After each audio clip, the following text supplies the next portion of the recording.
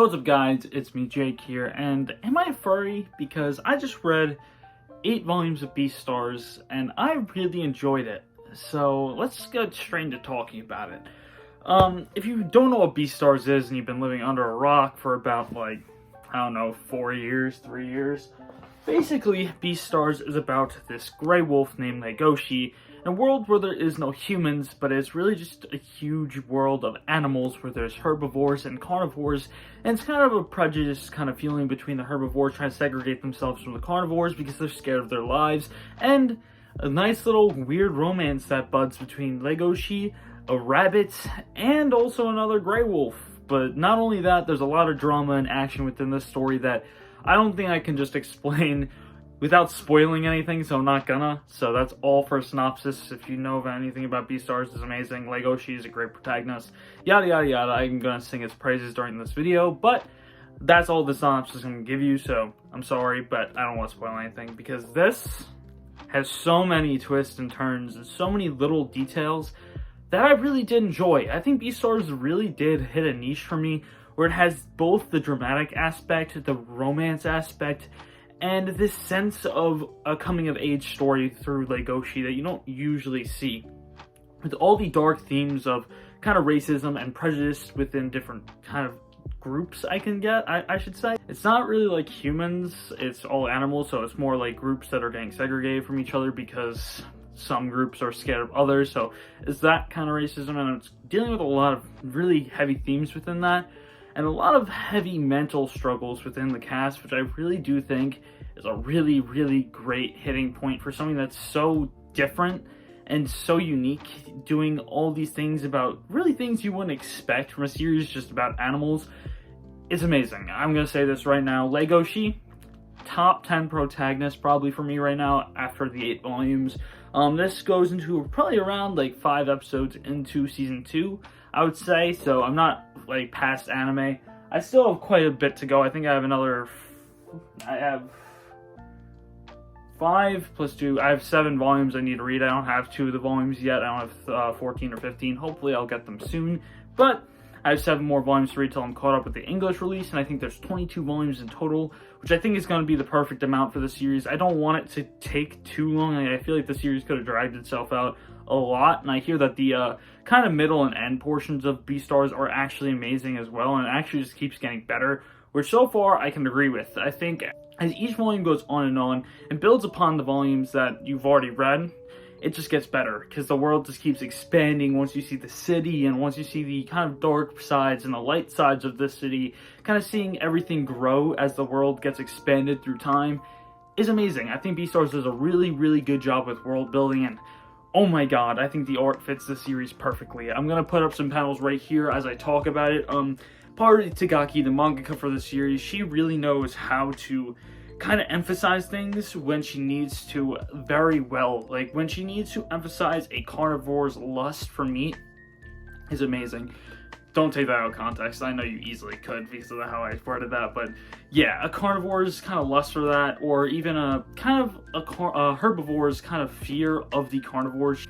She really hits the nail on the head with her art style, as she definitely doesn't have the kind of detail some other mangakas have, like Kentaro Miura, Taki Inoue. I'm sorry, I just messed up his name super hard if I was about to, but her detail is kind of different in that aspect. As I know a lot of you guys might say this isn't the best art, but for this series, I don't think any art can really match the kind of vibes you can get from Beastars. I think it's a very unique vibe that only this art can really describe how this story will get on and kind of continue, because Beastars is such a unique story in that aspect. Now, I'm going to stop showing art for now and just talk about the characters. I think the characters, as time goes on, the more characters you meet, get better and better, and I think Legoshi is a perfect example of that, where I think Legoshi, as time goes on, the development we see from him is some of the best I've seen in a really long time, of a protagonist changing his ideology and changing a lot about himself so fast, but having so much meaning behind it, and it isn't forced. I think Legoshi has this kind of sense of self-worth and also sees worth in everyone, which not every carnivore does, and I think that's a really interesting kind of thing to see within this world.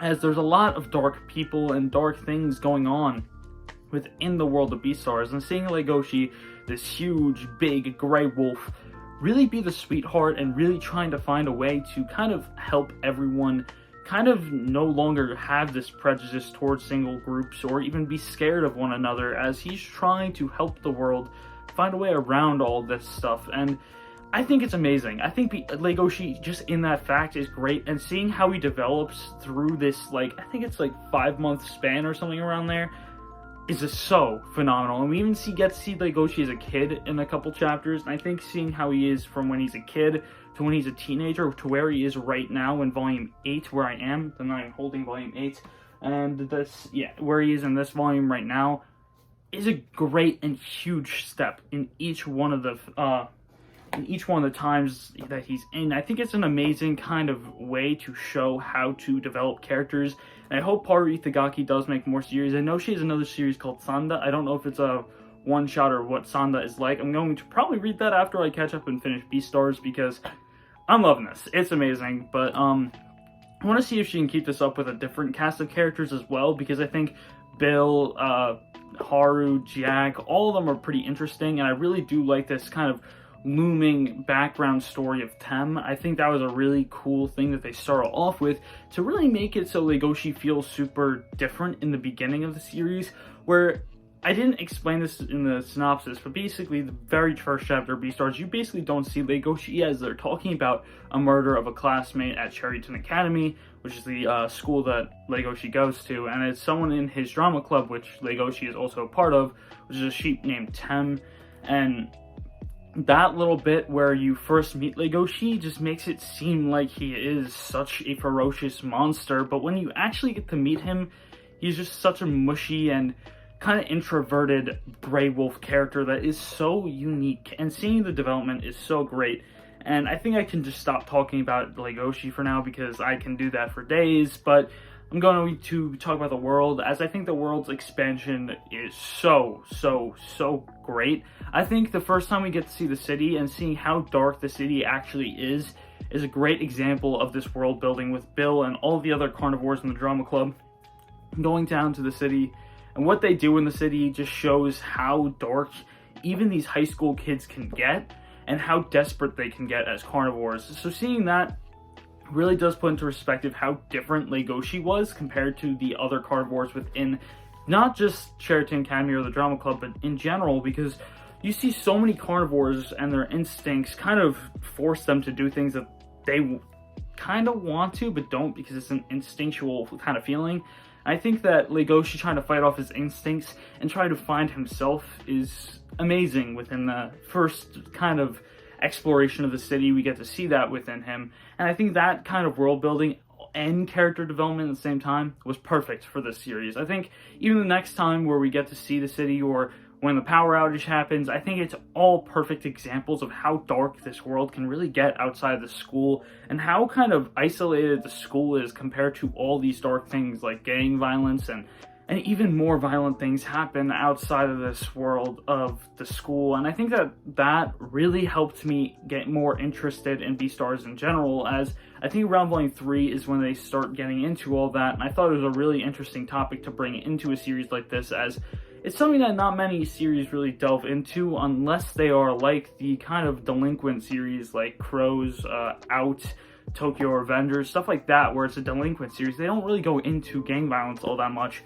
but Beastars very heavily delves into that, and it still is, from what I'm reading, going into that gang violence kind of territory, and I really do like that, as it's bringing in a new kind of, how do I say this? It's bringing in a new topic at hand that should be talked about way more, but really isn't in media, and I think that's a really great thing to add into this series, as it's bringing in all these really bad themes and showing what they can do to these teenage kids. And I think that's great, because at the end of the day, Legoshi's 17. He's still a kid. I'm still a kid. I'm 18. Like, we're still just teenage guys. Like, he's going to develop more as a person. He's going to find out what he wants to do. He's going to find out more about himself as time goes on. I think that's a really good thing for Legoshi to see at an early stage. So yeah, I don't know what else to say. The art's amazing, the story is great, Legoshi's character is amazing, the world building is fantastic. I think that's all I really have to say about Beastars. Definitely go check it out if you haven't. I think I would rate this series probably like a 9 out of 10 so far from what I've read.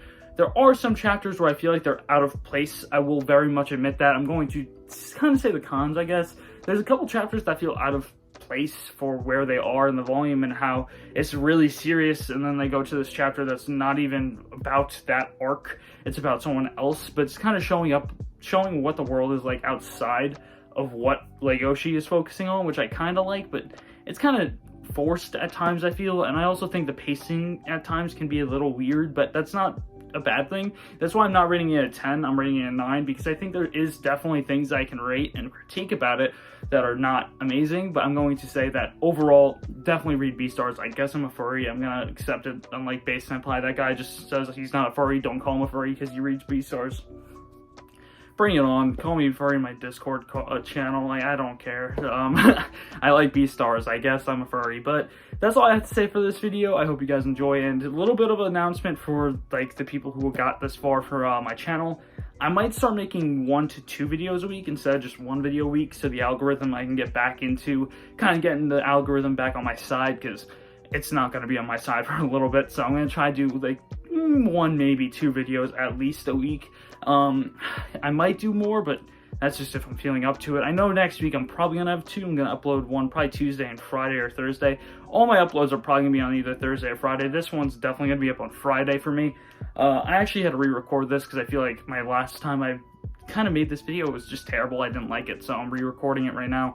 So that's that. Yeah, but yeah, 1 to 2 videos a week is probably what's going to happen for the remainder of what I'm going through right now. So I'm not too busy right now because some of my classes ended, so really excited for that, and I cannot wait for the semester to end because, oh my god, studying for these tests has just been crazy, and I cannot wait to finally have that month off. But I also cannot wait to make more content for you guys, as I'm not that much burnt out anymore, and I really am starting to get back into manga. So that's all I have to say for this video. I hope you guys enjoyed, and I hope I see you guys next time.